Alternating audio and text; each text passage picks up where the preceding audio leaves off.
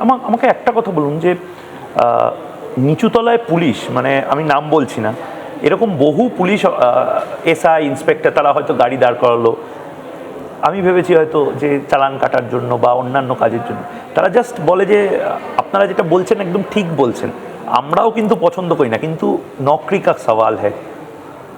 এটা কি সত্যি কথা? নিচুতলার পুলিশ আর কেউ মমতা বন্দ্যোপাধ্যায়ের সাথে নেই, তারা বিরক্ত, তারা একে তো ডিএ পায় না, তাদের মাইনে বিহার পুলিশের থেকে ঝাড়খণ্ড পুলিশের থেকেও কম। তো এটা কি সত্যি কথা যে নিচুতলায় আর কোনো এসআই ওসি ইন্সপেক্টর এমনকি সিভিক ভলেন্টিয়াররাও তারা বিরক্ত হয়ে আছে মমতা বন্দ্যোপাধ্যায়ের প্রতি?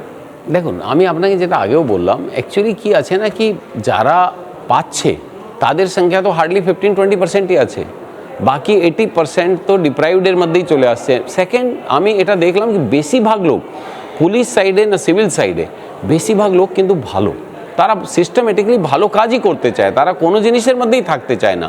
তো ওদেরকে যখন ফোর্স করে কোনো জিনিস করানো হয়, after all the human being, ওরা তো ইভ্যালুয়েট করতে পারছে কি এই জিনিসটা যেটা আমাকে করতে বলা হচ্ছে ওটা কিন্তু ঠিক হচ্ছে না, তো ওরা কিন্তু ভিতর থেকে ওদের এই জিনিসটা লাগে। এই জন্যই আপনাকে হয়তো লোকজন এটা বলেছে কি দাদা এটা ঠিক।